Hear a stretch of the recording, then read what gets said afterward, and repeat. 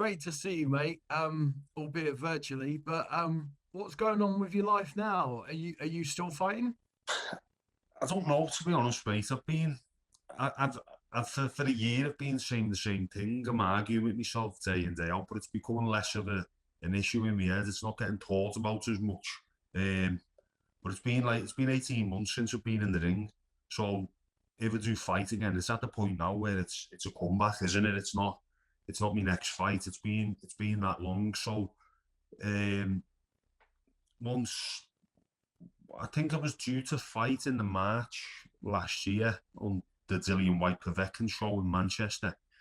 I had a shoulder injury, and then everything else happened. And in that period in between, I've been focusing on other things. And I'm coming to the end one way or the other anyway. If I have another fight, it's probably going to be one of, if not the last. But so it was time to just start focusing on things for after boxing. So I've been setting all the little things up to provide a living in the future, I suppose. You know what I mean? Like what? Well, I've done a bit with property, but I've set a company up doing boilers and insulation and things like that. So it's like energy saving measures in houses, things like that. It's quite good, to be honest, but it's just starting out. But it could be something good, and it's obviously what I've done before I got into the boxing completely. I was a heating engineer, or a plumber, as Tyson like to say, but it's easy to get confused. But yeah, I was a heating engineer, central heating boilers, things like that. But I never really focused my energies into it because I always knew I was going to be a boxer. But it was always there to go back to, as well as the contacts and the people I've done it with. So I've been working on that for about 6 months, getting it all ready and accredited and set up. It's a proper thing. Like it's not like a what's the word, like something a rogue trader could do. You've got to get accredited with the government through it and all that. So I've been started focusing on that. It's been good to give me a something to focus on. I'm in a WhatsApp group with all the lads, aren't I? With the ex-boxers who've been in it briefly, and a lot of us. It was too long for me. Oh yeah, a lot of fighters do, when they've got spare time on their hands, they do find themselves bored or dwelling on the past, what could have been, what might have been, and I just wanna look forward and don't look back. Do you know what I mean? Although sometimes we all have our moments where we can think about the past and everything like that, but that's been good for me. It's been keeping me busy, keeping me occupied. Is life good? Yeah, life's great. Life's great. To be honest, it's quite stress free. Not having to worry when the next the next fight's gonna be. If I win the next fight, will I be able to get another fight? Boxing can be stressful, and yeah, it's good. Everything's good. My family's healthy. Me and my kids are good. My wife's good, so I can't complain. What's your relationship with boxing like now? Do you love the sport, or is that gone? Yeah, it's probably gone, if I'm honest. I wouldn't say I love the sport right now. I have to. I would never just sit down for something to do and start watching boxing. I'd have to make myself do it, because I've seen that much over the years and been involved in it that much. And obviously, so have you. You've probably watched more than me, but I've just got to the point where I feel like it's just probably time to look at something else. But I can't take both feet out. I've got 1 foot in and 1 foot out. I don't actually want to let it go yet. Do you know what I mean? And that's why, I renew my license. Because the thing is, with heavyweight boxing, if a phone call could come and you're getting given opportunities that, some of the people would fucking give the right arm for. So I'm in a privileged, fortunate position, to be honest. But the longer it's going on, and I've said it before, the longer it's going on, the more of a bigger deal it is going to become to fight again. I went to the gym the other day with Paul Edwards, ex-British champion. He's done in the Salisbury Amateur Club, and he said stay in and do a few rounds of bags on body spar with the lads when they're in. So I done a bit of body sparring with like a young, sorry, one sec, with a young middleweight, and they fucking give it to me. Like the kids are all bruised and bashed around the torso and that, and I was like, oh. I had a drink in ours on Saturday for the Grand National with a few of my mates, and I was like, I'm fucking done in by some kid in the gym the other day, but I hadn't been hit, punched or nothing for a while, and I was like, whoa, the kid was fiery as well. He had fire, do you know what I mean? So yeah, and I was like, fucking hell, I don't think I've missed this, but it's been that long. I'd have to recondition my body to start taking that bit of punishment again anyway. Oh, big, and that was you once, that young, ambitious, hungry kid. Yeah, I know. Taking Trying to liberties prove with a your point. elders. Innit? Trying to prove a point. I thought we'd have a little mess about here, and the kids straight away just whack, big right hook down the side. And it's like, oh. But I had to let them know a little bit and shrunk a few in. But it's harder for the bigger fellas, the body sparring, because there's less target for us. I'm trying to make excuses for getting fucked by the kids. Unless they've got a bigger target to aim for. If we rewind it, mate, why did you go to boxing in the first place? How did that come about? I started boxing when I was about 11 in Long Lane Amateur Boxing Club, and I wanted to just, a few of the older lads where I lived were doing it in that club, and I always fancied it, boxing. You know, my dad loved it, my granddad loved it. I thought I'll have a go with that. And I just weren't ready at that time. I was having to spar older kids, and I was getting a bit upset in the ring, you know, nose bleeding, and I didn't really like it. But it was always in my head. I needed to prove that I could do that. I was angry with myself for packing it in. So it took a few years, but I had a schoolboy trial for Liverpool, not the football club, like the school's association for football. And I loved footy. Footy was like like most kids in Liverpool.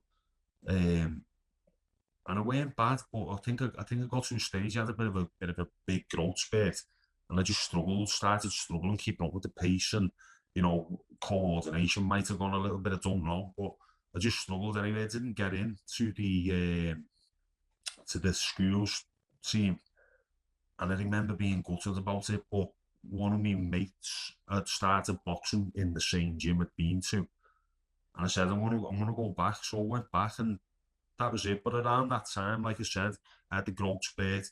I was attracting a lot of attention off everyone really, especially people older than me. Everyone would have something to say about my height, and I thought, if I'm going to be this big, I'm going to have to learn how to look after myself to some level. And that was what I did. I just went in and just got the bug straight away though. Just straight away, the smell of the leather. And then I got my nose busted up a little bit one night, and it didn't bother me, and I was like, I've turned the corner here. But it took a year before I had my first fight. I didn't get rushed into nothing. It was like a long build up to have my first fight. What did your parents do? They were, I think they were pleased, like, but they weren't actively pushing me into it. You know, they just left me to it. I had to get the bus to and from, and it was a bit of a bus ride away, and the buses were few and far between, so there's no showers in the gym. And after the gym, I'd be sat at a bus stop waiting for 45 minutes to get the bus home and things like that. So I didn't get mollycoddles into it. It was all off my own back, you know. But they never interfered. They just left me to it, and you know, gently encouraged it. That's a little bit similar to me. I used to have to walk to the bus stop, and I used to have to get the bus into the gym. Yeah. Train, and the sessions were 8 until 10 p.m. But the last bus was 9:30 p.m. So they would always do things back to front. So they would always spar right at the end. So 9:30, I'm like, see you guys, I've got to go. And it looked like I was a chicken. Didn't fancy the spar. I just had to get the last bus back, or else there was no way you getting back. What did your parents do job wise? My dad was and still is works on ship repairs and you know, down the docks, repairing ships, painting them, maintaining them, things like that. He's still doing that. You know, he worked really hard all his life, my dad. Is he a big fella? He's about 6'2", so he's big, but he's not, you know, he's not overly Giant. tall like I am, yeah. You know, my mum's 5'7", so I think I am a bit of a mutant offspring. I think there might have been a bit of a throwback, like a giant centuries ago in my DNA, and I've got the throwback. But yeah, my mum was barmaid, you know, worked in a shop, just normal working class jobs really, but you know, worked hard to give us a nice, decent upbringing. You know, I would never say I had it rough when I was a kid, because I didn't. What position did you play in football back in the day? I was centre half, but like a ball playing centre half. I weren't like stereotypically great in the air. I was more like finesse on my feet, and not a bad player. Like in my opinion, other people probably say otherwise. So you got a newfound respect for Peter Crouch when you grew tall. Well, look, when Crouchy joined Liverpool, I was like, oh, don't fucking sign Peter Crouch, because I just knew everyone would be calling me Peter Crouch. And I was like, oh, I seen it coming. And then after it, yeah, that was just getting the Peter Crouch shouts all the time. Peter Crouch, fucking fellas singing Peter Crouch's name at me at the cup final in Athens and all that. But yeah, he was great. He was great. It was just at the time I was like, I don't need this, man. I don't need someone to be fucking like, you know, getting labelled with some other fella's name, Big Crouchy. But he's done well for Liverpool, and he made a great name for himself. I mean, he's done well for himself. How did you decide you were a red and not a blue? Was that passed down to you? That was passed down to me, yeah. That was just growing up, yeah. My dad was a red, and that was it. I spoke to Frankie, Gavin recently, and Don Broadhurst and a few others, and they've all talked about how fun those old amateur days were. Were they the best days of your life? Yeah, they were now looking back at them, and I can remember at the time though being a bit pissed off with being away in Sheffield all the time, and we were living in each other's pockets. Do you know what I mean? And you would get a bit ratty with each other at times. But I did remember thinking and acknowledging at the time that I will look back at these as great days, so I enjoyed them. And I did. I loved them. But at the time, it was the travelling away, and you know, it weren't as glamorous as you'd think. You'd stay in some absolute shitholes, but all character building. Do you know what I mean? We went around the world, went to places I'd never ever even thought of going, but I've been there, and we've got stories to tell about it. And you know, I had some laughs, and it was only when I went back in that WhatsApp chat that I forgot how good it was, because it was the same people with the same sense of humour, and I was sitting chuckling to myself. I mean, it's not as good now, because we fucking hammered it after a couple of weeks. It's died down a bit, but I haven't seen or spoke to Frankie Gavin for a while. He was just hilarious, Frankie. And all the others, we all had a good team spirit. Like, but by the time I turned pro, I couldn't wait to get away from there. I was ready. I'd had enough by then. You know what I mean? And when I did turn pro, it was like I'd started a new sport. I was absolutely buzzing that I'd you know, made the crossover type of thing. You were the youngest super heavyweight ABA champ, were you? At 19. Yeah, I was. Yeah, I think it was just short of me, a few months short of me, 20th birthday. But I went in the ABAs the year before, and I should have won them really. And something happened in the tournament, which I think was a mental thing that I couldn't overcome, and it come back later on to bite me in the Olympics. Was I beat in the semis in the 2002 ABAs. I beat a fella called Joe Young, and he was Audley Harrison's mate, but he was being touted as Audley Harrison's bodyguard, and he was 32, I think. I was 18, and he had about 3 stone in weight on me, and he was a fucking unit of a man, and he won the London regional finals, and I won the Northwest. But bear in mind, at this stage, I'd boxed in the European Juniors for England. You know, junior ABA champion. I'd had a few fights for Young England, and the Solly just said, right, we're gonna take a leap of faith with you now and put you in the ABAs. And I was like, okay, I'll do it. And I boxed this Joe Young in the Olympia on a Friday night, and he come out in the first round and hit me with a left hook and just splattered my nose. But I just boxed out in my skin and I beat him by about 9 points. I battered him in the end. And it was like I'd arrived and the high was unbelievably high, and it was like, wow, I felt like I'd won the title, the ABA title there and then. But I had to come back down and then get back up for the semi-finals, and I boxed a fella from, where was he from?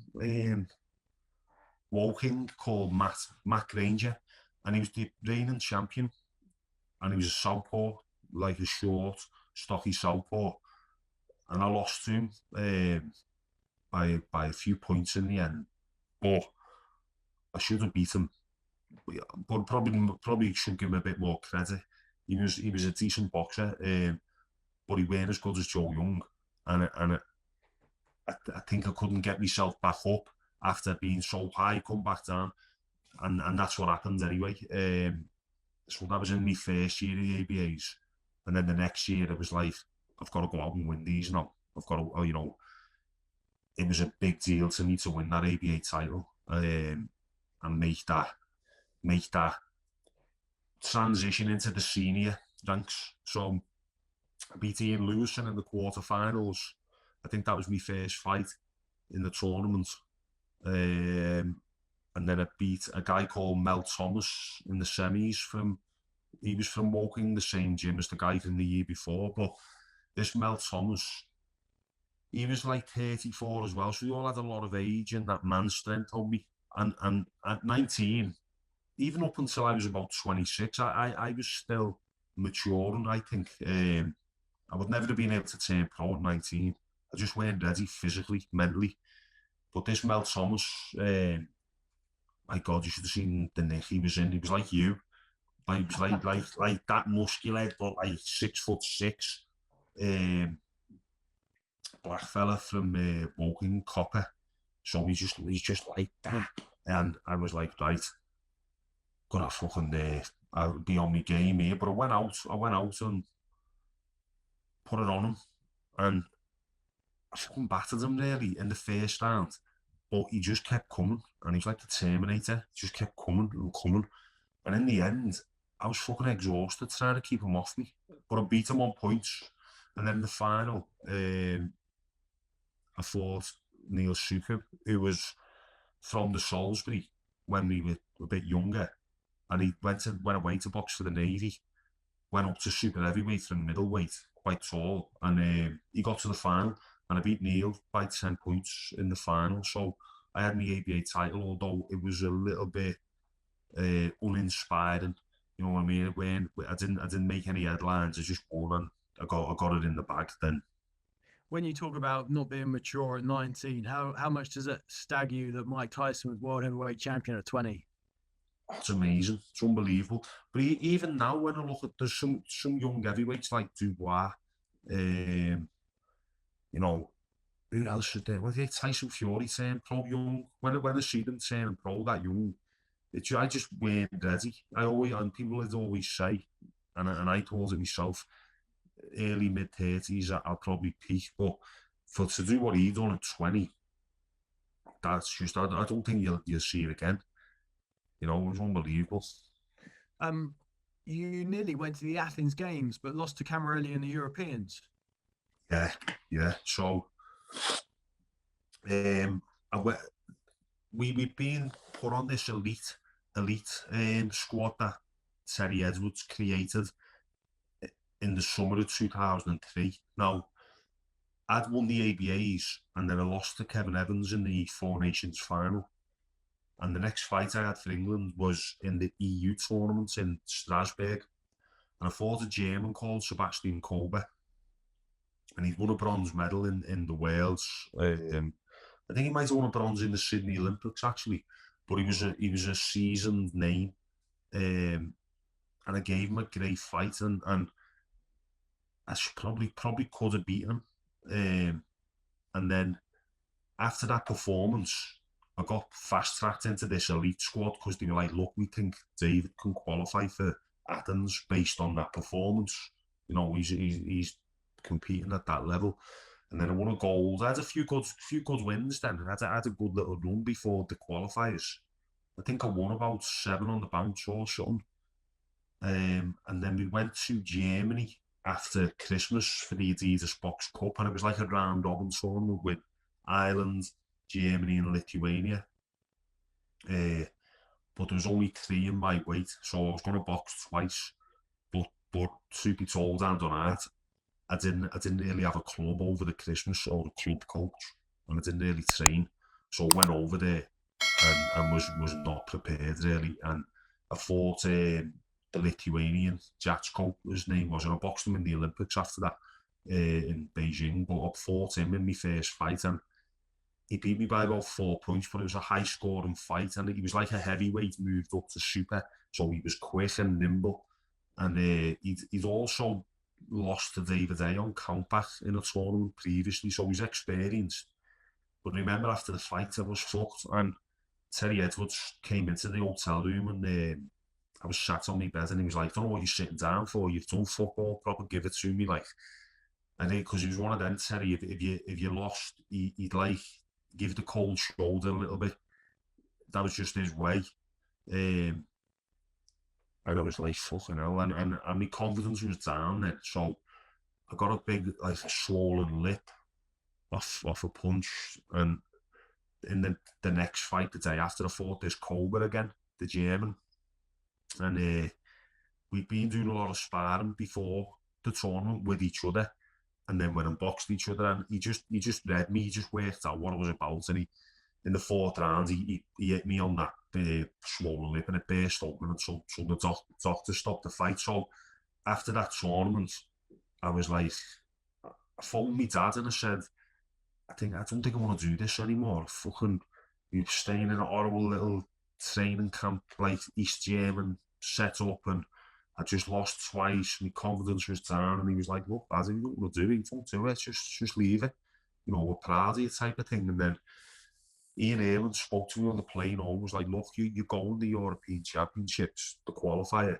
He said, but you need to get your shit together, type of thing. So I did. I got my shit together, and I trained really well for the tournament. Got over there, and I got a tough draw because I was fighting a Norwegian in my first fight, and I fought him in the Tamer tournament a few months earlier. His name was Andreas Barthol, and again, he was a heavyweight, come super heavyweight, so he was fast. And now I'm older and I've had all the experience.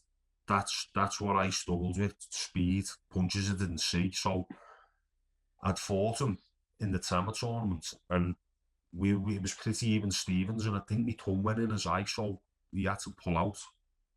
And I fought him in the first fight in Croatia, and it was an absolute fucking ding dong of a battle. I wish I had it on video. It was one of the best fights I've ever been involved in. And he had me down in the second round, flat on my back, big right, he bang, big right hand over the top, and boom, down, got up, fucking battled with him, put him down with a left hook, give him a count, and I think I won 42-40 or something. It was like close, but oh, what a fight, and I'd love to see it again.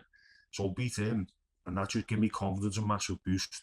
And then I fought a Turk in the next fight, who was like a bit of an arse, bit of an older fella, bit snarly in the canteen and all that. And I was still young myself, but I had me, you know, I was flying a bit, so I fucking tore him to pieces. But he bit me and all that, bit me chest and all that, because he couldn't get near me. He was frustrated.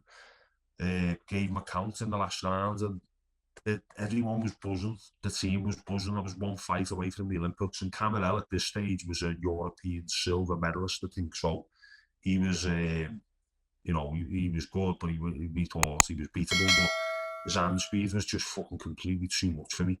You know, I lost by about 20 points, I think. it was them looping wide shots out of my line of vision. They just stun me, boom, every time. And so we qualified, and then the next tournament was Bulgaria, a qualifier in Bulgaria. And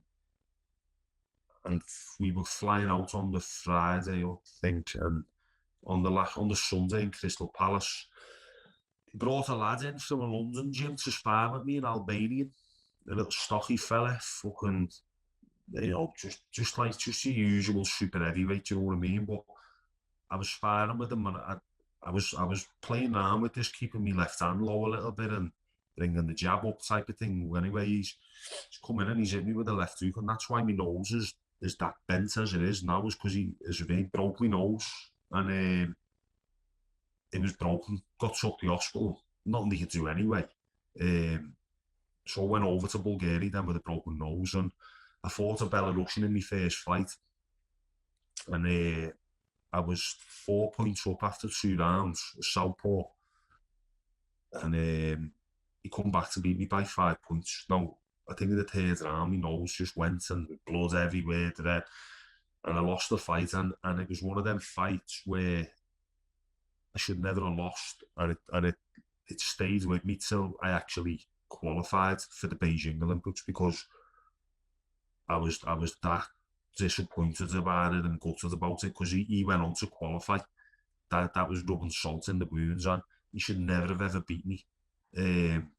I was devastated. So, and then the last chance was in Azerbaijan, and I fought Marius Bach, and he just fucking pecked me head to death with the jab, because I weren't used to boxing taller fellas at the time. It was like trading jabs, boom, we was all, exchanging jabs, and he just dealt with the taller opponent better than I did. So he beat me in my first fight there in the Olympic. The Olympic thing was over for me.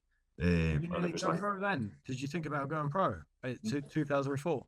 No, because I'd never really, the pro thing was never really a big attraction to me, because I was a pure amateur, wanted to be an Olympian. The Olympics were like the big thing for me.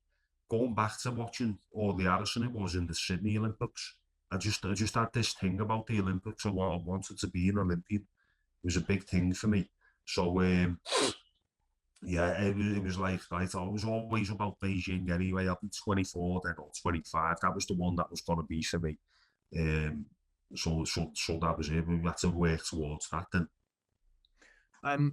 You also fought some good guys who would become good pros. So Travis Kaufman, Byrne, Robert Alenius. You fought a whole host of top guys, didn't you, in the amateurs? Yeah, I did. Yeah, I had both. I beat Travis Kaufman. I lost to Alenius twice. Once in Finland and once in Manyang in the Worlds. Close fight. Again, struggling with the taller opponents. I just didn't know how to deal with that at the time.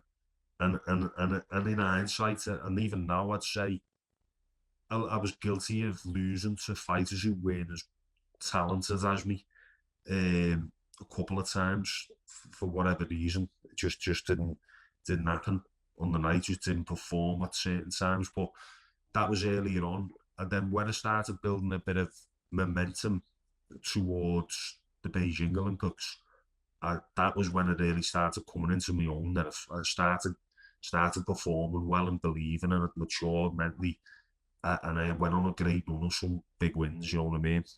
You beat a fella called Tyson Fury, I think 22-8. Yeah, and that someone sent me that fight recently, but it's been recorded on one of them DVD recorders, so it's a bit jumpy. And I hadn't watched it for years, and it was a fucking good fight, and I probably didn't give him enough credit at the time for how good he was then, because he was 18 and he was good, but I'd never ever envisaged what he'd gone to do. But it was a good competitive fight, and bear in mind, I was Commonwealth Games gold medalist at that time, and he was a World Junior bronze medalist, so it was good. So yeah, that was a. On looking now, it's probably the best win as an amateur. Now looking back, just after what he's gone on to do. But yeah, that was a good event. That was a big a big deal that they put our fight on third rather than last because he has a police presence there and things like that. I don't know why, because he was writing letters into the boxing news personally, wasn't he?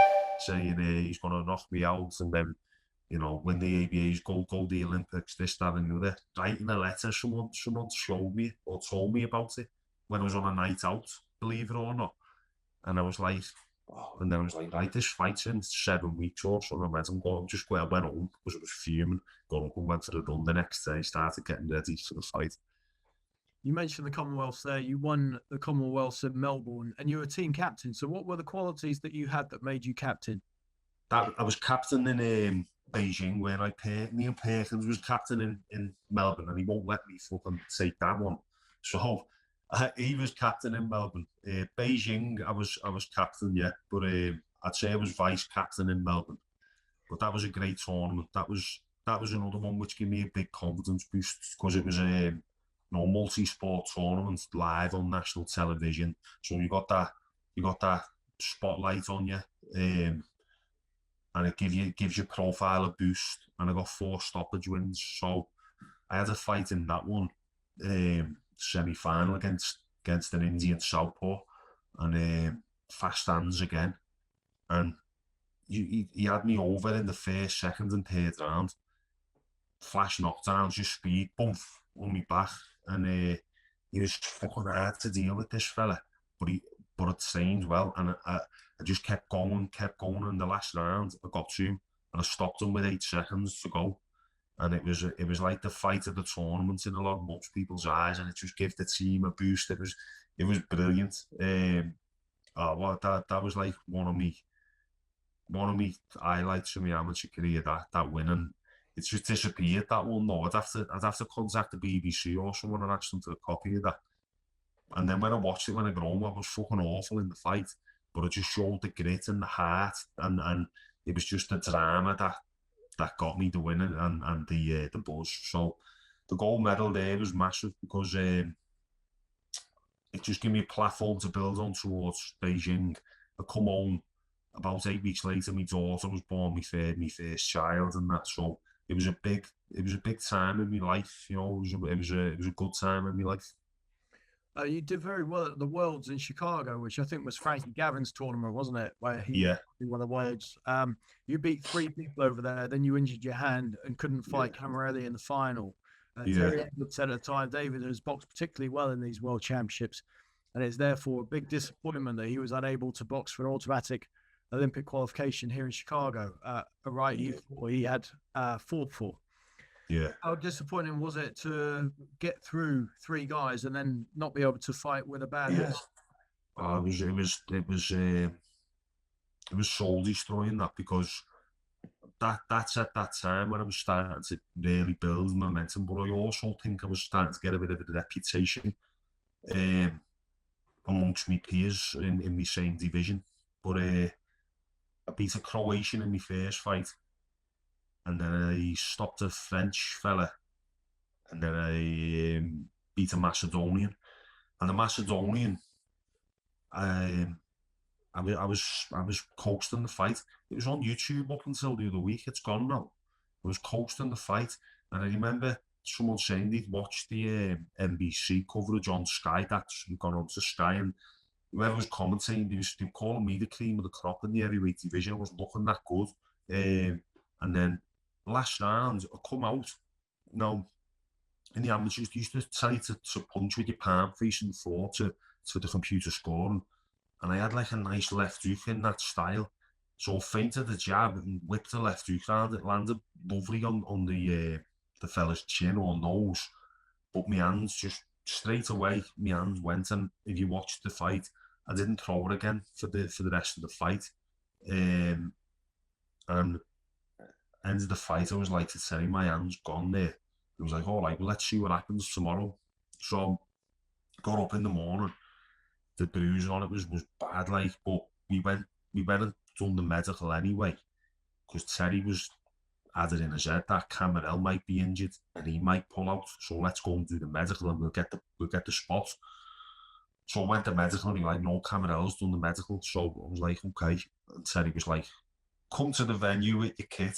and we'll Might just pull out. we might pull out, yeah. So and by this stage, you've been in the hospital, had it diagnosed and all that, and then in the backstage area where we were warming up, there's only like a big curtain separating the red and blue warm-up areas, and by the time it come for the fight to come, I had to walk through and like level with Camarel that I weren't fighting him, and he was gloved up, ready to go, and he was like, oh, like big sigh of relief type of thing. And he just walked out and got the walk over and got the qualifier, but it was soul destroying that. It was like, yeah, it was bad. And I not long had an operation on my elbow before that tournament, and it didn't go great. So after that, I was like, look, I need to get this elbow sorted again properly. Got an op on that, and then went to the Pescara qualifier after that. You know much about that? No, go on. Right, so that one, this is an interesting story. That one, I went over there. I was like, right, I'm going to qualify you. My confidence was up, and I felt like I was the daddy a little bit, especially amongst the ones who hadn't qualified yet. So I was starting to get a bit of an aura about myself. And I beat an Albanian in my first fight, stopped him, started to pick stoppage wins up. That's what it was the power was starting to come through. Big right hands, put this fella away. And then the next fight I was fighting the Pole, and he was a little bit of a snarler in the canteen and all that, and I was like, I'm not fucking taking my eyes off this little prick. And it was the fella who McCauley fought the other week. What was his name? The cruiserweight, but he was a super heavyweight. Glowacki, yeah. So I thought, I'm going to put this fella in a fight place, and I did it. It was a fucking highlight reel knockout, gun shield out as he fell forward flat on his face and that. So that was my second fight. And then for the third fight to win, to qualify, oh no, I had one more after. My third fight was against a Russian called David Ashby, and he was fighting for Azerbaijan, but he'd previously boxed for Russia as a junior and won a gold medal in the European Juniors. And I was aware of this because I used to study everything at the time, the results, everything. And it was the only fight as an amateur, and on art, I can say that I was robbed of a victory because I fucking battered the fella. Give him a standing count. I battered him, and he gave him the win. Now, that was the only time I ever got robbed. But what happened after it, I got out the ring and I said, look, I'd heard of a ruling, I can't remember who told me about it, that if you had represented another country previous to an Olympic Games or an Olympic tournament, you couldn't then go on to represent a different country because that was the rule at the time. So I said, this fella's boxed for Russia before and shouldn't be boxing for Azerbaijan because it stunk really. He weren't from Azerbaijan. They were just bringing him in to get a place in the games. So it got brought up and he got kicked out anyway. So the deal was he'd beaten me, he'd beaten Robert Elenius, and he'd beaten a Greek, and he'd stopped the Greek and he'd stopped stopped Elenius. And I'd given the closest fight, deserved to win. So, you know, theory would tell you and common sense that I'd just get put back in. You know, it weren't the case. They put our names in a hat, the three names, picked whoever out, and whoever got out got put back in the tournament. And Elenius' name got picked out. And he went back in the tournament and boxed a Croatian who had beaten at the Worlds and lost to the Croatian, and it was just like, you couldn't have fucking made it up. It was that. So I had the hand injury in Chicago, and then this in Pescara, and I got an early flight home. I was disgusted, I was gutted. That was bad, and yeah, so that was an interesting one to tell. And then it was Athens after that where I qualified. When you went out to the Olympics, we mentioned Frankie earlier. Obviously, you guys had a bit of a blow because Frankie was the one who was supposed to do very well, and he didn't make it past the holding camp. How big a blow was that to the team and morale? Yeah, it was a blow, you know, looking back, it was, yeah. I was rooming with him over there. I knew he weren't going to make the weight, to be honest. It just weren't moving for him. And because he was coming in and I'm 65, 64, 65. And it was getting close and I thought this ain't happening for him. And then he come in one day and he went, I'm going home, not going. So I was like, it was gutted for him. Yeah, it was a big blow. It was a big blow, but, you know, as much of a team we were all there for ourselves ultimately, so we just had to get on with it and go forward. You've mentioned a few times already in here confidence. How confident were you going to Beijing? Did you think the gold was yours? I believed, yeah, I did believe, yeah. I was confident. So I boxed in Athens. It was like me performances were getting better as the year was going on. I boxed in Athens and I boxed out my skin again. Three wins. Beat Magomed Abdusalamov, who's had the brain injury since, and he was fighting for Belarus, but he was Russian. So, but they scrapped that rule that I'd mentioned by then. So I beat him 20-0 on the outclassed rule, and we just boxed his head off completely. And I wanted to beat him because I walked into the canteen in Chicago and he was standing with the Russian super heavyweight, and they see me walk in and looked at each other and started laughing because it might be much to look at, especially then. I was only about 17 stone, 6 foot fucking 9 or whatever, and they've kind of like laughed at me and dismissed me. But I remembered it. I thought, I'm gonna get you, and I did. I fucking battered them. And the fight after that, I fought in Montenegro again, boxed out my skin, and then I beat Christian Hammer, who beat me as a pro in the qualifying bout, and he was world junior champion at the time. So I was getting great momentum, feeling great. So my confidence was up. But we got out to Macau, and I don't know whether I don't know. My weight started coming down. First and foremost, my weight started coming down too much though. And for someone who's as tall as me, I like to have a little bit of a, you know, feel a little bit at least solid. You know, didn't want to feel gangly or thin. So I got there, my weight was around about 17 stone, and through the Russian first fight, and I thought, right, I can equalise on this fella now as well. But in reality, I was like, shit. Even though I was confident, I thought, this is the one we all wanted to avoid. He was the one no one wanted to fight. And I got him in the third fight. Temerziev was the short straw, wasn't he? He was the short straw, yeah. No one wanted him in the first fight. And I remember waiting 3 days from the draw to the fight, and it was a long 3 days, and it was a nerve-wracking 3 days. But I remember getting on the bus to go to the venue, and an Erkan just come right over me, and I was like, this is it now, you know, I want to know either way, and let's go and do it. And I remember walking towards the entrance into the arena, and he was walking towards me with his head guard on, ready to go, and he locked eyes on me, and started trying to eyeball me, and I was like, no, we wouldn't take my eyes off him. Got in the ring, same again, wouldn't take my eyes off him, because he was a bit of a feared specimen, and I beat him. But you know, that was the big win, that was the one. But that was what I was referring to before in the ABAs. You know, the high was that high. It was so fucking hard to come back down and get up again for. It's almost like that was your final.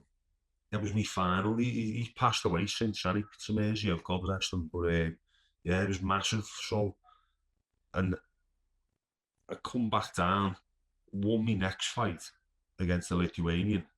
He got injured after, I think, a fucking spasmed his back. He hit him with a brilliant right hand, and his back went backwards and he started limping. They pulled him out after that, and then I think by the time I fought Camarel, I must have been weighing about 16 stone one. I reckon I'd lost a stone in like 11 days. Now, I don't know whether that was stress or fucking worrying or what. I don't know what it was. Different food, different environment.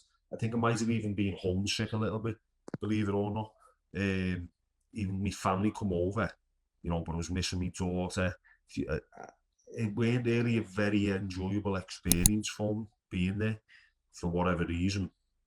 And by the time the Camberwell fight come, you know, I think I might have been kind of settled for a bronze in my mind. You know, it was like, I've got a bronze. If I win, I win. And then I went out, and he just read me. He just read me easily, too easily. And at that stage, I was kind of guilty of thinking, we have to land the right hand and I've knocked this fella out, because I was doing it to everyone else. But he got onto it every time. I was throwing me jab, left hook. That was me signature combination. The jab, throw away left hook, and then I had right hand down the middle. As soon as the jab and the left hook would come, he was just taking a step back. And he had a smile on his face, and his hand speed was too much. My weight was too low, and his punches were just stunning me. So, but that was fucking, you know, it was a bittersweet experience, dealing, because it was nice to get a medal, but it took me years to get over and like let it go the way it ended for me. Do you know what I mean? Where's your medal now? It's in my case. Like, I've got a case upstairs with a Commonwealth belt in it. It's in there with the Commonwealth Games medal as well. So when you're on the podium, what's going through your mind? Are you thinking I should have got gold, or are you thinking bronze is all right, I can turn pro with that? There'll be offers on the table and that kind of stuff. No, because the offers didn't even come in much, to be honest. Dennis Hobson made me an offer, because he'd seen more of me in his gym and that, Dennis, so he knew more about what I was about. He weren't going off, because you're only as good as your last fight, aren't you? Frank Warren just went cold on it. You know, he was writing big things about me in his column at first, and then he just went cold, offered me a shit deal. And I was like, oh, it was bad. And you know, no one was really interested. And then Adam Bood got in touch, and he'd seen more of me over the years. He knew more about me, and David A did. So he got in touch. They had the Klitschko fight in the pipeline, and they probably thought, let's kill two birds with one stone. We'll sign Pricey and Aspire to Klitschko as well. And, you know, it was like a suit for the price of one thing. So I signed with A-Maker, because they made me feel wanted, if anything. And that's where my career started with them. At what point did you spar with David? And when Tony Bellew jumped in, when was that? Was that when you were an amateur, or was that? Yeah, that was like 2005, that, in the Solly. So I was, what, I think I'd won the ABA twice, like, so we were good amateurs, we were good level amateurs. Yeah, that was 2005, me and Bellew, because I had that spar with him, but David A was doing like 4-minute rounds, we were doing 2 each, and it was good. He did get a bit of a beating on David A that day, like. Yeah, well, I spoke to Tony about this last night. He said you spun David around 360 degrees with a shot. Yeah. Is that right? Yeah, his legs went, and he was like, "Oh!" I managed to like stay up, but then, you know, came firing back straight away. You give it to him as well, but yeah, it's just sparring, innit? But Tony did say, in terms of sparring, you're the only person who's really beaten him up.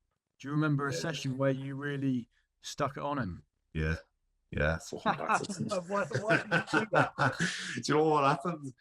And I don't even know what was happening at the time. I think I had a walkover in the ABAs or something, and I went out on a fucking Thursday night or something with my mate. And the next day I was rough. It was like, oh, I've got an hangover here. And Bellew messaged me, he was like, can you spar in the Solly tonight? So I was like, oh, fucking, I can't say no. So I said, yeah, go on, I'll spar. Thought I'm just gonna have to like wing me way through this a bit. I thought I put a fucking box down my skin. I couldn't miss. I couldn't miss with the right hand. And yeah, I can remember it. Is that what he said? I'm the one who give him a beating. Yes. I remember sparring first time I sparred Bellew was on like it was on a Northwest squad like team thing. And we're only doing sex sparring. And I remember going home after it, and I was watching an FA Cup tie on BBC or something, and was like, that picture seems a bit fuzzy to me. I think it was a little bit concussed because he was that heavy-handed, do you know what I mean? But bear in mind, it was like an hour long, the fucking tech spar. It just shouldn't have been that long, and he was new on the team and trying to thingy. Just even little cuffs around the head, he was heavy-handed. But yeah, had some good spars with Bellew. Tony's quite divisive. What comes to your head when you hear the name Anthony Bellew? Yeah, he's my mate, and so I just only think good things about him. You know what I mean?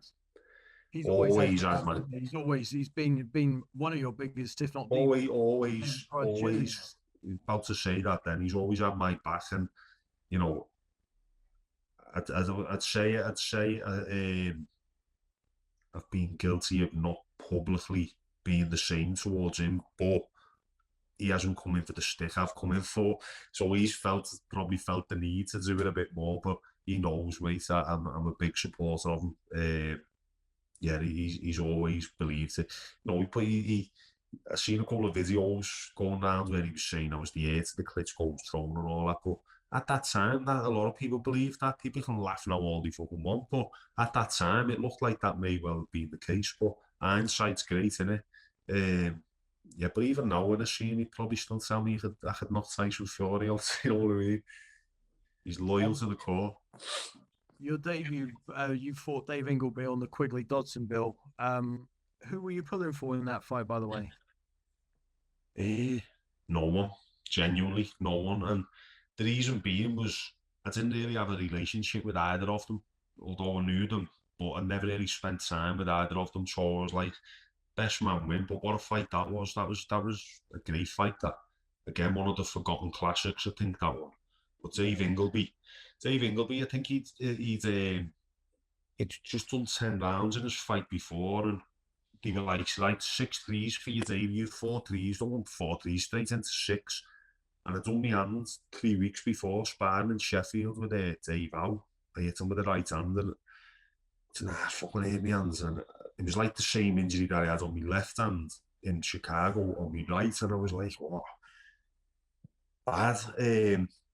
But injections, whatever, hurt my calf, couldn't run, but I was training with Frankie Smith for this fight in Liverpool, but Adam Bood was going to corner me because they were based in Cyprus, and a lot of it was about sitting down on my shots, you know, putting my shots together, and I boxed well, but I remember watching it after it, and John Nolan was the commentator, and John Nolan's voice, or tone of his voice, said it all about his opinion of me after the first round, because I fucking battered, punched David Ingleby everywhere. He was Olympic bronze medalist, but obviously you're only as good as your last fight. Dave Ingleby had lost more than he'd won. And the end of round one, John Nolan went, prices down, as if like, well, that's a surprise. And I was like, is he fucking surprised I've won that first round against him there? He's gonna get a shock. And it was a great win, a great highlight reel knockout. My hands were sore after it, the little gloves in the hard head. It was a bit of a baptism of fire, that, because I just went for him for the word go. I didn't pace it. I just thought, I'm gonna fucking batter this fella, zoom in, and I did. He was a bit of a mess, but he was tough. But my hands were sore, and then I had a fight booked for Belfast a few weeks later against Matthew Ellis, and I had to come off the show because of my hand. They took me off the show, and I didn't box again until the October, I think. There was this thing, given you've been stopped, I think, in the amateurs, that you didn't have a world-class chin. What was your take on that? And did you doubt your ability to take a huge shot? No, do you know, I used to, what's the word? You know, I wouldn't accept that. I couldn't accept that. You know, if it had accepted that at that stage, then, you know, it wouldn't have been good for me at all. But, you know, I can accept that now. No problem. You know, but at that time, you're young, you're trying to make a name for yourself. You know, it's a clean, you're on a blank canvas.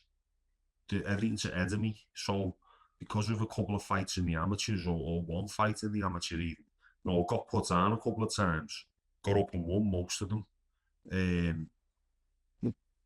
But you know, I wanted the right to prove that wrong, and I wanted the best way to prove it wrong was to not fucking get it. But not only now I can accept that didn't have the chin to become a heavyweight champion or to reach that level, and not so much the chin. If I could have used me attributes better, me height, me size, kept things long a lot better, but I didn't. You know, the way I boxed, my first line of defence was a step back. My second line was to tuck up and take shots to the gloves and arms when really, you know, you need to be boxing to your advantages, which I use keeping your arms long, keeping everything long. And it's hard. It takes more energy to do that than to stand and fight up close. Do you know what I mean? For me, anyway. Did you ever spar the Klitschko's? I never did, no. I never sparred them. I used to spar whoever they was fighting. Sure. So your Solaces, you know, Szyznowski, Day, people like that. Did you think there was scope to do what Vlad did, the way that you did with your dimensions? I did, yeah. To be a boring champion, but just to do Yeah. what you need to do. Yeah, well, no, not to be the boring champion, no. But I did believe I could get to that level and possibly compete or even beyond. You know, anything's possible, isn't it? So you're allowed to dream when you're younger, especially when you're starting to get results, the hype starting to pick up, things like that.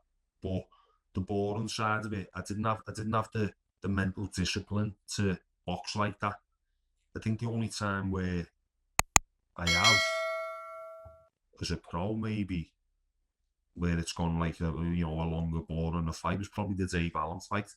That wasn't an exciting fight, but I just stuck to it and just kept plugging away type of thing. But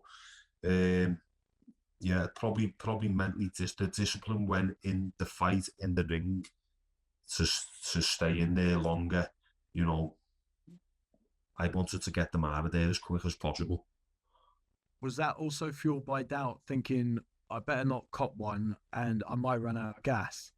Possibly, yeah, probably was, yeah. You know, like I said, when you're doing these things, you don't like admitting these things at the time, but when you look back, you go, probably was the case, and that's only you being accepting that these things are a possibility. But I didn't go in there thinking, oh, I'm going to get knocked out. But if the chance came and I'd had the mate, it'd be like, yeah, let's get them out now. And I think Deontay Wilder's another one of them people who's boxed like that earlier on in his career. Get them before they get me. Do you know what I mean? And it's that discipline and the mental and the experience as well. I didn't get enough rounds in the bank early on in my pro career to be able to draw on that experience when a little bit later on. You won 9 quickly after Ingleby. You beat Tom Dallas, who you beat in one of the ABA finals. We didn't actually say you actually won the ABAs 3 times, didn't you? You stopped. Oh yeah. You stopped him in 2, and then you had these wins where it did look like you were going to be the next big thing. So John McDermott in 1 round, Sam Sexton for the British and Commonwealth in 4 rounds. Yeah. Audley Harrison in 1 and Matt Skelton in 2. Yeah. Did you feel unstoppable then? And your confidence, you must have been flying. Yeah, I was flying. Confidence was up. And it was like, hang on, wait, someone keeps phoning.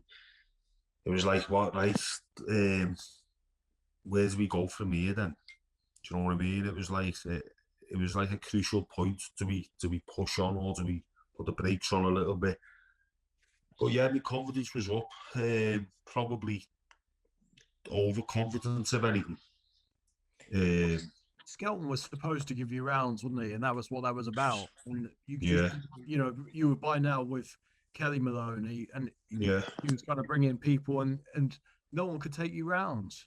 No one could give me the rounds. The Skelton fight was a funny one because again the Audley fight was another big win, big high profile win. Had people talking, the nature of the win, how quick it was, everything.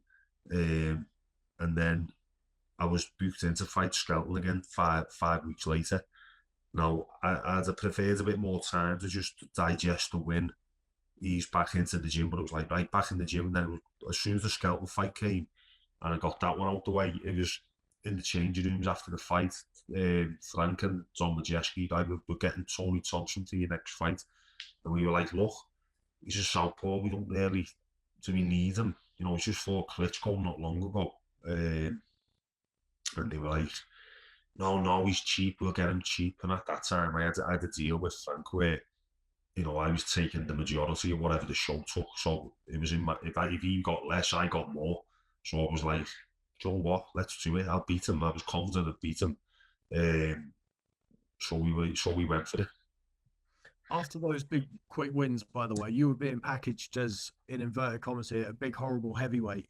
Did you feel that you had nastiness in you, or were you a good guy trying to be nasty? No, I was a good guy, but I weren't trying to be nasty, because when I was in that ring and I had an opponent hurt, I really couldn't give a fuck what happened to them, as long as I got the job done and got them out of there, and that remains until this, you know, to the Dave Allen fight even, you know. That's when the adrenaline's there, that takes over type of thing.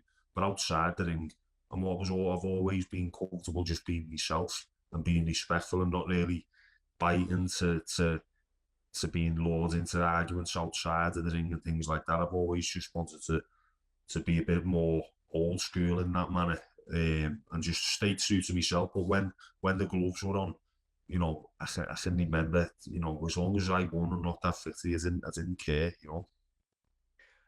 There was obviously talk of a Tyson Fury fight in Anfield, a similar sort of time to this, I think. Was that ever close? No, I think it was always, there was never any real talk for the fight. It was going to happen, though. I think they came out and said just before the first Tony Thompson fight, look, we're ready for this to happen after this fight.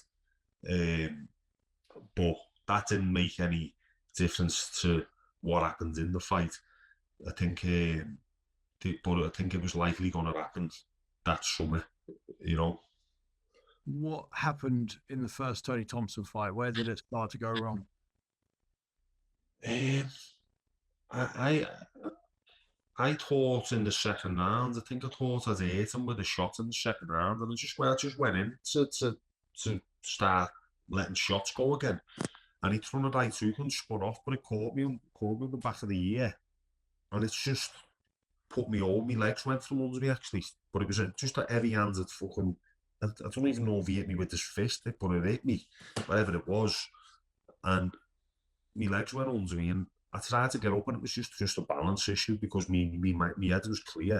It was me equilibrium had gone perforated my eardrum, and I think the ref waved it off without even giving me a count, because it wobbles when I got up. But that, like, again, that was a balance issue. So that was it. That was one of them fights. Nothing went wrong in that fight. I was on my way to. All I had to do on that fight to win was stay on my feet, because the reality of it was Tony Thompson weren't in shape. He was coming over to get paid, and he hit the jackpot, and he got lucky that night. It's as simple as that. And it was just what happened after it to me mentally was the bigger problem than what happened on that night. I remember I did an interview of you for the Boxing News website straight afterwards, maybe within a day or two of it happening, and you were. It's fair to say, you know, we talked about the confidence there, but the bubble had been burst in your mind, hadn't it? Yeah. Oh yeah. Once that had gone for me, that aura that I had was gone. But in my mind as well, it was like I overplayed it massively, you know. And I've compared losing a fight on your boxing record now to getting older. So, you know, you're at 30 and you go, fucking hell, I'm 30, I'm getting old. But then you're 35 and you go, 30 weren't that old, 30 was young. And it's like the same with losing records. You know, I had one defeat on my record, and I've got 7 now. Fuck me. If I had one defeat on my record now, I'd be made up. But at that time, it was a big deal. I'd lost my own and lost, and you know, he was 42 or whatever he was, and you know, and in my mind, it just I just overplayed the size of it in my mind, and then the second fight was just a played out what was going on in my mind, and what I went the build up to and everything else. Why did you fight Thompson again straight away? Did you think the first one was a fluke? Yeah, I wanted to put it right the quickest way possible, and that was by just redeeming myself by beating him, and that to me that would have wiped out that first defeat, and it would have just been onwards. And Deontay Wilder was trying to get him for his next opponent, and at that time it was like I can't have Deontay Wilder knocking him out when I've been beat by him. I can't, you know what I mean? The comparison then it was me, Wilder and Fury at the time. So I was like, no, I want him. I want to put this fight straight away. And then started training for the fight and felt fucking brilliant, by the way.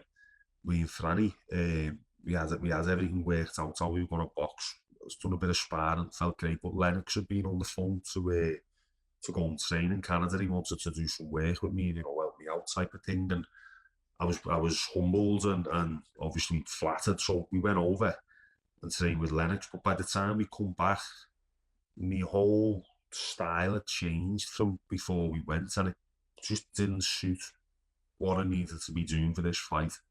And I remember sparring with a Welsh lad. He was a good amateur, southpaw.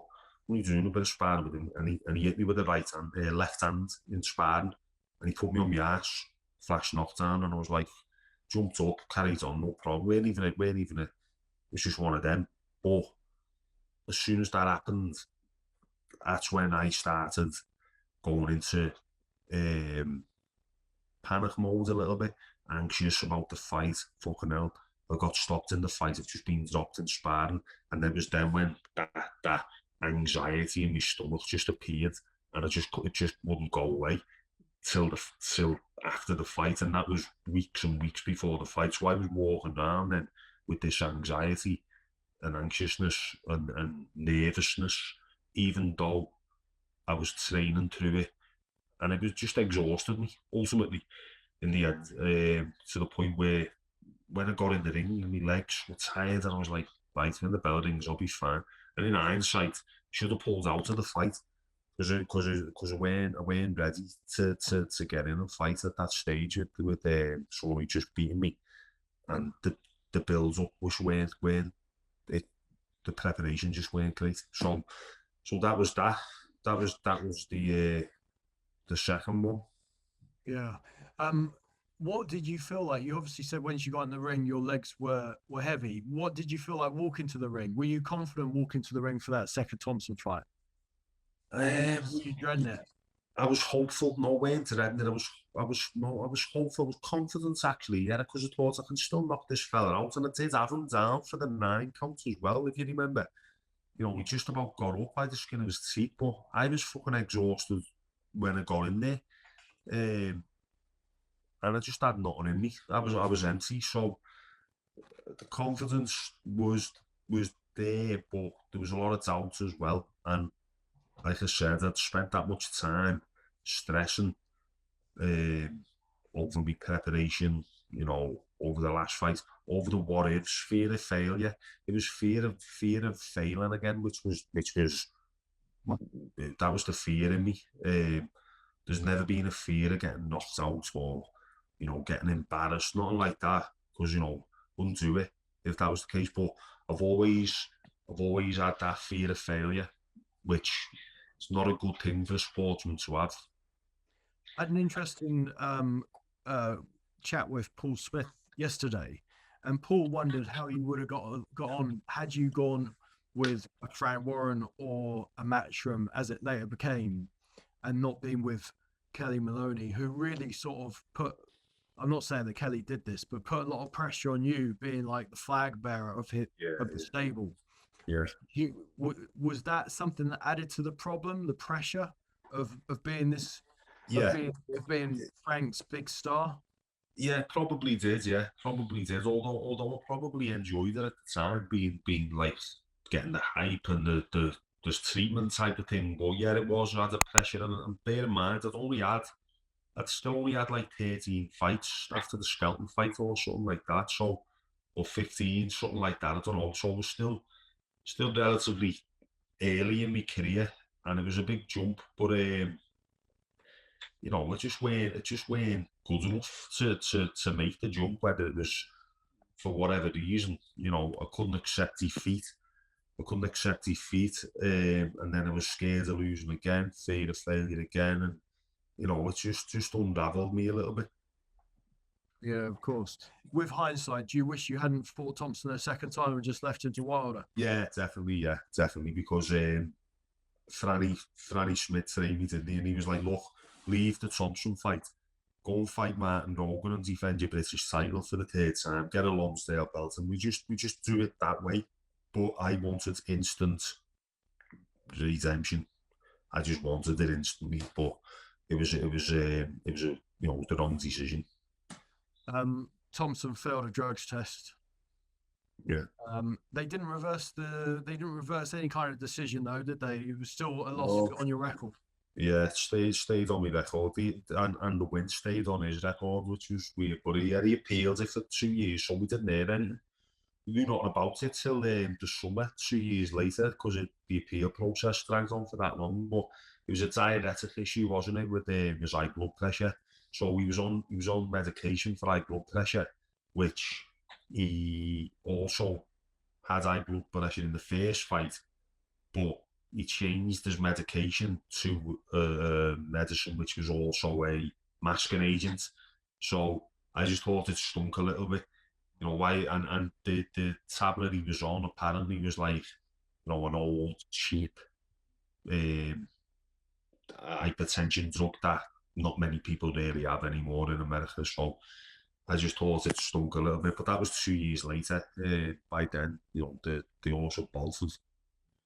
Sure, because you rebuilt with 4 wins, 3 stoppages. Did you get your confidence back with those, or had Thompson taken something that never came back? Probably took something that never came back here in hindsight. I went over to Germany to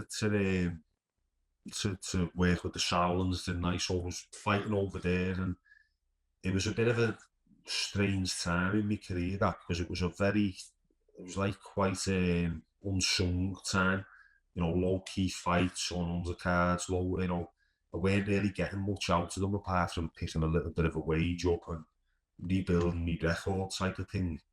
But yeah, none of them really give me a great boost in confidence. But I got a good win in Denmark against this Pala, and it was a good knockout win. But I got an hand injury after that, and I had to get an up on my right hand, and my right hand just never really has felt the same since. And it's like the knockout power went from it, where I don't think it chins anymore with my right hand, with the straight right hand since. So yeah, the confidence never got back to where it was like. And then you fought Erkan Teper in 2015 in Germany, another guy who failed a drug test. Yeah, that was hard. That was probably one of my most painful defeats, that though, because it was a bad knockout. It was the first time I'd been knocked out legitimately. Lost stoppages and things like that, but that was out. I got in the dressing room after and didn't know what had happened. So I was concussed, and it was bad. And then to rub salt in the wounds, a few months later, I find out he was on every fucking steroid possible. And the same shit happened with the overrule, and no one got a no contest, no one got a loss, or it's overturned on. So that was a tough one to come back to, and that did shatter me. That shattered me to the point where I was like, well, I'm not going to come back from this. But it did. Again, I just kept getting back on the horse. But at this point, you've got 3 losses to both, Yeah. and to guys that have failed drug tests. What should happen to these guys, and what should happen to the victims yourself? Like, should Should you win by disqualification? Should the results be overturned? And what? Yeah, I don't know. I've felt passionately over in the past, but I've kind of like let it go because it's not going to change anything. No, for me, even though the drugs, I've lost the fight. It should be a no contest. It shouldn't be giving me the win or not. It should definitely be a no contest, and the loss should be scrubbed off my record 100%. And I should be compensated some way. I don't know how, but it's difficult to put your finger on. There's a lot of grey areas, isn't there? Yes, someone's following me again. So yeah, just get no contest. Take the loss off the record, because then I'd have only had one legitimate loss, which would have been the first Thompson fight, and at that stage, that would have done wonders for me to see my record like that. I mean, a bit later on now, records aren't really that much of an issue, and I feel like the mentality towards records is changing a little bit within boxing. But yeah, it was if I'd have been once beaten, you're talking potential title fights, because they go off nice records, don't they? Promoters who want to make the fight. He's only lost once, So yeah, it's tough to swallow, like. And in terms of bans and that, where do you stand on people getting banned for using illegal stuff? Yeah, they got to get bans, haven't they, for life, and that's it, just right across the board. But there's so many different jurisdictions dealing with different governing bodies. But it's all over the place, boxing. It's got no real authority, has it? It hasn't really got a real, someone who's got total authority over the sport. So one people will say one thing and then they'll just go and fight somewhere else, and it's never really going to be able to get cracked down on, I don't think. And where do you stand on the ethical argument in terms of these guys are taking stuff that's not only giving them an edge, but it's actually to cause further damage, in terms of a criminal case and that kind of stuff? Do you feel strongly in that respect? Yeah, definitely. It's it's lethal weapon, isn't it? It's lethal weapon gear. If they're getting in a boxing ring where stakes are high anyway, anything can happen. People can be seriously hurt.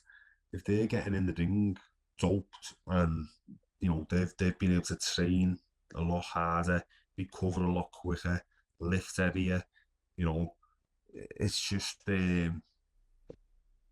it's going to increase the chances of something bad happening to the person who hasn't been given that level playing field. So on that basis, you're talking, you could even argue fucking attempted murder without sounding over dramatic, or attempted GBH, whatever, because it is paramount to that, like tantamount to it. A couple of fights later, you won a couple more. Then you fought Christian Hammer, who you fought in the amateurs. You seem to run out of gas. Is that fair? Yeah, ran out of gas in that fight. Come in too heavy. Didn't have the right preparation again. And yeah, he just rough mates got me into a rough fight, into his fight really. And I just, like you said, I didn't have the engine to keep it long for that fight. I think I weighed in 19 stone 11, and I trained for it up with Dave Colwell. Done some sparring. I think I sparred 12 rounds the week before, but I can remember Colwell saying to me, if you box like this next week, you're going to get smashed to pieces, because but at that stage, I wanted out of Dave's gym. I didn't want to be there anymore because I weren't happy up there. I weren't happy with the travelling. It was a bit strained between us, if I'm honest. Just how it ended up, and I wanted away. So I was like, look, I'm taking this fight, and win, lose or draw. I'm going to get away from this situation where I'm more happy. So that was it. Took the fight because I thought I'll take it and win. and I had him over. I think I had him when I was under pressure, struggling. I had him over in the fifth, I think, or something. Don't know. And then yeah, he stopped me. And I'm a decent fighter, but he's not someone who. That was another one where I'd lost to someone less talented than me there. He just had that little bit of extra durability than me. But I was, in a boxing ring, when you're exhausted like that, there's nothing you can do. You've got no reserves to draw on. Yeah, that was another one. But that one, after losing that, I was kind of relieved because in my mind, I wasn't going to fight again. I was like, right, I'm retiring now. And I was fucking relieved because I hated boxing at the time. So it was like, great. Didn't have any of the same feelings after losing a fight that I had in the past of depression and, shame, guilt, all that. I was like, look, I give me all in that fight, which it did. And I just didn't have enough in me to win, so see you later. And that's how I dealt with that one. Did you nearly walk away then? I did, yeah. In my mind, I did. And then I started running out of money, and I was doing nothing else to make proper money. So I had to get a gloves back on. That was it. And so this is good. This is where you linked. You had a comeback win, and then you really made a second career for yourself as kind of like a hired gun, someone who would be Yeah, a mercenary who would come in and not necessarily save a show, but prop up a show yeah, and add value to the show as a name. And yeah, you wound up obviously in a lot of big fights on big bills. But it yeah. seems like you've done so without that pressure. You've come back and had these fights, and you've not had anything to lose. Yeah, it was. It was like that. It was a great stage in my career. That them last few fights have been like really good to me. So I've been lucky in that manner. And I remember when the Andy Joshua hype thing and the phenomenon of Andy Joshua started kicking in, and the zone thing coming, and I was like, I've got to at least get a piece of all this, because it trickles down from the top. I've got to get something out of it. And I got the call for the Povetkin fight, and I was like, let me think about it, and I'll phone you back. And I put the phone down, and I'd sat down with Joe McNally just before it, who was training me. And I said, look, I don't know if I can carry on fighting because I'm not earning. I need to do something else, and there's nothing happening. And I had nothing. And he went, all right, let's see what happens. And then the phone rang half an hour later, and I was like, I'll take the fight. I had to take it. And I was like, I started feeling like a fighter again then, though. My fight previous was like a small old show against Sokolowski, but I started feeling like a professional fighter again, rather than just in between fights, kicking around, trying to get a fight. I felt like an athlete again then, and took that one and, prepared well for it. You fought on two AJ Bills in stadiums in Wembley and in Wales. Did you think when you were walking out your stadiums that it should have been you top lining? That this was what everyone was talking about you a few years earlier? Yeah, it did cross my mind, yeah. And even now to this day, when big heavyweight fights are on, I can't help but feel a little bit, a little bit disappointed and a little bit, yeah, that could have been me. But that goes from the top to the bottom, someone I beat or someone who was just below my level might see me fighting on the undercard and go, oh, that could have been me. There's always someone who could have got a bit further. And if it just weren't meant to be, it weren't meant to be. And one of the big things for me is accepting that I wasn't good enough to do that because I didn't do it. And if I would have been, I'd have done it. It's as simple as that, because some people do like, oh, you should have done this, you should have done that. But I didn't because I wasn't supposed to, and that's it. I didn't not do it on purpose. It's just how the cards have fell, how it was meant to be, and that's it. I mean, it's a very slender line, though, isn't it, between making it and not making it? Because you Yeah, were against Povetkin, you were one punch from the promised land. yeah. It's small margins at this level, really small margins. Yeah, I was close. I was close, but who knows what would have happened after that? he'd have probably had me in a rematch in Russia. But the way that worked out, everything just worked out well for me after that fight, so I can't complain. Yeah, so you got the Kuzmin fight, but then you had three solid wins: Tom Little, Cash Ali, and then you put a real beating on Dave Allen. How much stick did you dish out to Dave that night? I think you changed the trajectory of his career, didn't you? Yeah, yeah.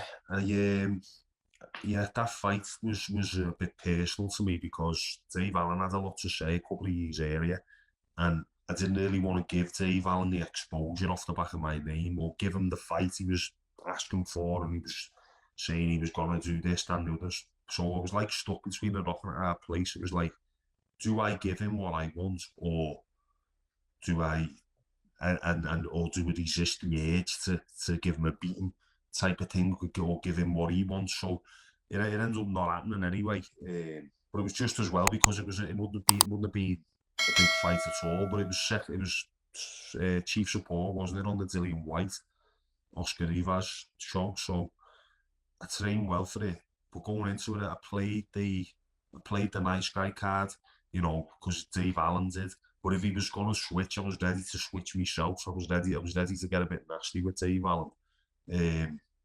Turns out he didn't, and everything sounds, you know, he's a good lad. But I'll be honest, at the end of the fight, when he had an oxygen mask on and all that, I did have a bit of satisfaction for putting a beating on him like that. I had a good sense of satisfaction.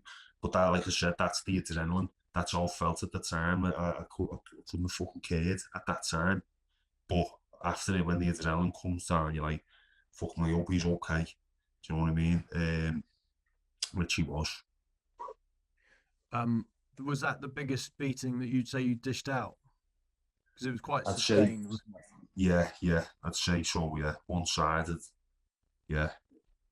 Over the years, I'm trying to think. Because all my other wins, most of my other wins were within 4 or 5 rounds. That was the longest, yeah, it was sustained, wasn't it?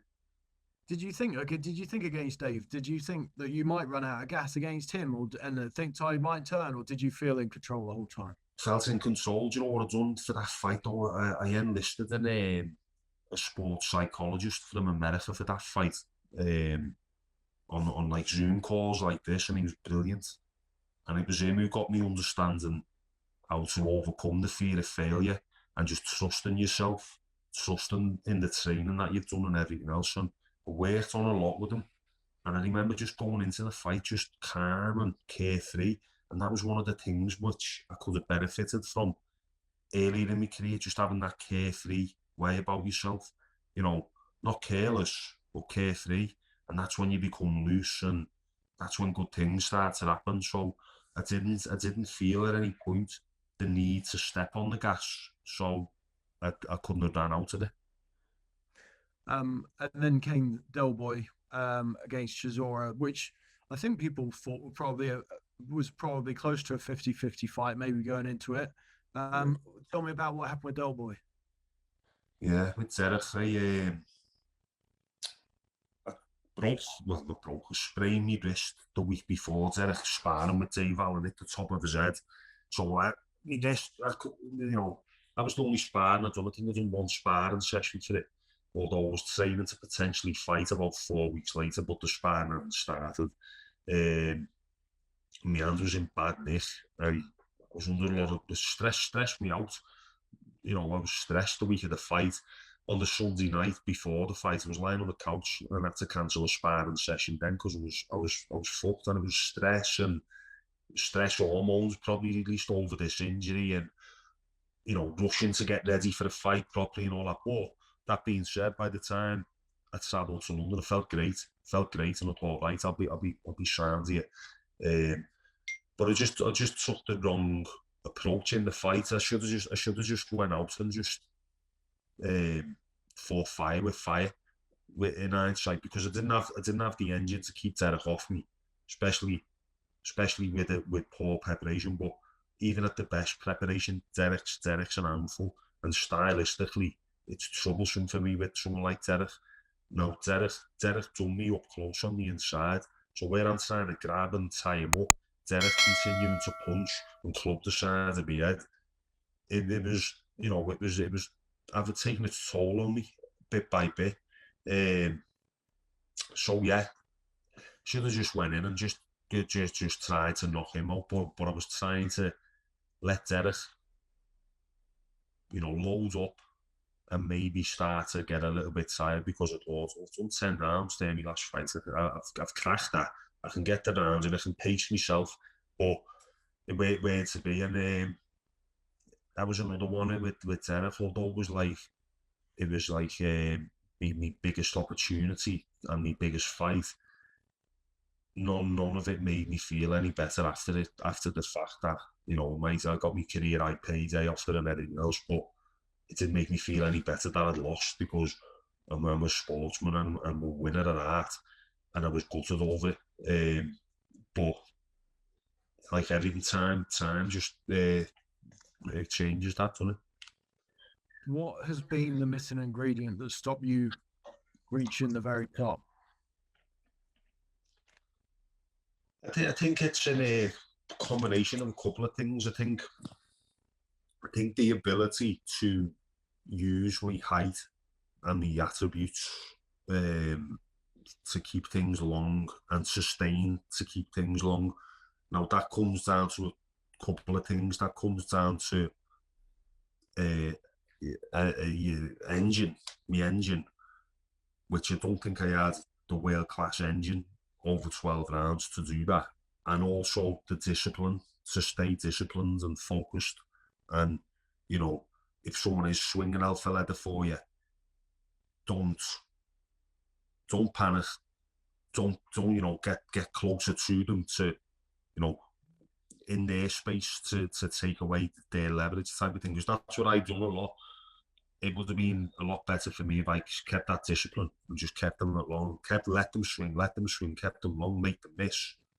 Bit more like Tyson Fury, but that just hasn't been in me from the way it go as a boxer. That way how I boxed from the off, where I always tried to fight a little bit like a smaller man. So I'd say that, and then as a result of people getting closer to me, you know, if I had that better punch resistance, bit more of a world-class chin, that would have helped as well. So yeah, combination of a couple of things. Where did you get that big soup from? You know what? That's fucking hell. That suit. It's come back to haunt you. Yeah, it just destroyed me image, didn't it? Frank Maloney had a tailor on us to make us a suit, and I was training for the Audie Harrison fight, I think. So this fella comes down the gym, and because I was in training and it was like a bit trim, I was like, do the suit. I said, but just do it a little bit bigger, so, you know, when I'm out of training, it fits me better, because in my mind the suit was going to be dead tight. So he was like, okay. But I'd wore that suit before that as well. Now, no one has ever said anything to me, you know. No, not even me fucking beard or nothing. So, but I'd wore it on another show. I mean that picture makes it look fucking well bigger than it really was, I think. But I wore it on another show, and we sat down though. We sat down. So that night when I was going to work on Sky, me bird was having a mate time for a drink, and I was going to stay in the open. I just looked in my cupboard, but bear in mind, I'd had a tailor-made suit made for me for my wedding, and I said to the suit fella, I said, hey, look at this suit that one of your partners done for me last time. And he went, don't wear that suit again. And I went, all right, I won't, right? So I put it back in the cupboard, and then on the night I was going to do the show, it was the only suit I had hanging up, and I thought, fuck it, I'll be sat down in the gantry, and it'll be sound. And then I got there, and Paul Smith was like, did you get your suits off the peg? And I was like, no, this one was made for me. He didn't say nothing, and that's it anyway. That was the story of the suit. What's the most regrettable moment of your career? Fighting Tony Thompson again, or wearing that suit? Yeah. Sorry, that's all right. We'll move on from this. Yeah. Would you say you've had a good career? Are you proud of it? Right, I am, yeah. Definitely. I won 3 ABA titles, Commonwealth Games gold, Olympic bronze, British heavyweight champion, Commonwealth champion, for the European title. I've had a good career, really good career. Lost 7 fights, won 25. Sold out the FO Arena. Yeah, I'm proud of it. Yeah. Is that where you put a full stop, or would you yourself add a but I could have? Sometimes I do, sometimes, yeah, but not today. I'll save that for another day. There are times though where I'm like, fucking hell, could have been different, but all that would have been different was I'd have had more money in the bank. That's all that would have been different. Everything else is just a thought in people's minds or a comment. And once it's said, it's gone, or they've typed it, and then it's on to the next thing, So life's moving all the time. Everything's just going to be a distant memory at some point anyway. So there's no point me dwelling on shit that other people don't really think about. So I can't torture myself. Okay, so I've got some quick fire questions from some subscribers. Chris Bonnie says, would you mind asking Dave what effect the Tony Thompson loss has had on your career? And with the benefit of hindsight, is there anything you would have done after the first loss, be it changing trainer, manager, sports psychologist, etc.? Yeah. I think we covered that, and we, it made a big sports big psychologist. Impact. Do you wish you had the sports psychologist on board? Yeah, I do, yeah. And to be honest, in hindsight, I wouldn't have went over to train with Lennox Lewis. I don't think it was the right move for me at the time. I don't think it's done anything for me, confidence-wise. Kind of broke me down a little bit further and added pressure to the situation. So that was what I would have done differently with that one. A few of these we've touched upon. Paul Armitage says, were you ever really a plumber? You've obviously touched upon it. Yeah. Not a plumber, was I, heating engineer. Couldn't fit a bathroom if it tried. He also says, did losing to 2 fighters who failed doping tests create a bitterness? Yeah, that's a good question. It did. Yeah, it did. It did for the time. Yeah, it did for the time. But bitterness is a bit of a bad emotion to carry down with you. So I had to just let it go and move on. Yeah, well said. Glenn Wilson says, I'd like to know his views on prevalence of PEDs. Do you think Thompson and Povetkin are exceptions, or were they just the ones that got caught? Teper as well. Yeah, ones that got caught or etc. It is happening, isn't it? It is happening. It's just, but even now I'm naive. I'm like, no, and then the people are still getting caught, and I'm still surprised. I don't know why me of all people is this, but I just can't understand why people risk everything for that.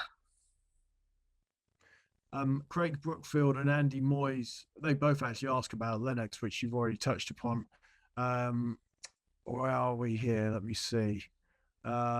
Stephen King, Dave versus Dave Allen was the first fight I'd seen in a long time due to boxing disappearing from regular programming in the US and me finally figuring out streaming. Great exhibition of fighting at distance with a solid jab. Was the post-fight celebration a show of relief of stress? It was great to see raw emotion and a sense of humour. That when I done the thingy just yet, I think it was when I got in the ring, I got booed. So I was just calling them wankers really for booing me. That was all that was, yeah. But it was relief, yeah, and it was relief because that fight was going to open. Dave Allen was getting talked about for the fight for a world title not long after that, I think, at the time. So that just put me right back where I was heading, hopefully at the first point. But that was the thing with the Chisora fighter. I always say I deserved a fight of that magnitude then, but I also deserved proper notice for a fight like that. But it just weren't to be. James Hester says, I'd like to know whether you started negotiations with Fury for British title or did Tyson avoid him? Rob Palmer asked something similar. Yeah, they pulled out of the purse bids, didn't they? And they vacated the title. Fran will only come up and put like a purse bid together in the Radisson a couple of weeks before the purse bids. And it was a big purse bid. I think it was like a 450 grand purse bid for the British title at the time. they had it all like worked out how they want to do it, but it didn't even get to that point. Simulating strips, David mentioned previously that his camp for Chisora was too short. How long should the camp have been? I'd say that it needs of at least 8 weeks to fight Derek, but it needs 8 weeks of specific training for fighting someone like Derek. You know, working different energy systems, doing different types of strength training, and dealing with that low centre of gravity, putting you under pressure. You know, which is quite a unique fight to Derek Chisora, especially for someone my size, so it did need some more specific training. John Farrow asked, how do you feel the Fury fight would have gone in your prime? I think if it had happened when he was supposed to, I think I'd have won the fight. You know, at the time when Tyson was walking onto shots and getting put over, and he was a bit reckless. I think at that time, I'd have give myself, yeah. I think I'd have beat him, but you know, obviously from the minute he went with Peter Fiore and started becoming more disciplined and improving everything, then it would have been, you know, stacking towards himself. Last one, Norman Barnes says, dream fight, David against any heavyweight in history on the pitch at Anfield. Who would it be and how would it go? Oh, it'd have to be someone who's not that good, because I'd want to win. No, but you know what? I'd love to, you know, to say you'd shared it. I love George Foreman, big fan of George Foreman, although he's fucking pasted me all around Anfield. So we'd have to say Dave Ingleby at Anfield. Brilliant, nice one. Well, David, thank you so much for your time, mate. I've really enjoyed it. It's actually gone all day, but I know you've got school runs and yeah to do. But thank you, mate. It's nice to catch up. It's been a long time, and definitely stay in touch a little bit more than we do. Yeah, definitely, mate. Hopefully, I'll see you at a show soon. I've missed the shows. I've missed the shows. It'll be nice. I think me and you have both been burnt out by boxing to an extent, but it's nice that, you know, you said you're obviously at the Solly with Eddie the other day. It's nice to go back to where the passion was and try and you feel it burn again when you go back to where the love came from. It is, mate. I think I had to do that, and I think, you know, you're probably in that process as well, but it's also tough when you see the other side of the business and you know exactly what it's like. Been enjoying your stories on Instagram. I didn't know about that extensive depth in boxing that you've had, mate. So unbelievable. There's a few bits. It's been a while now, mate. 21 years of covering it, and I started as an amateur in '95. Yeah, but you walked the walk as well, haven't you? So it's great that. Great them stories from America. Just feeling old now, mate. That's all. Just walk your dogs and lift the weights on. Yeah, that's it. Yeah, that's life. So nice one, mate. Well, thank you so much for your time, Dave. All right, great to see you. You too, mate. See you later. All the best. Bye. Ta-ra, mate.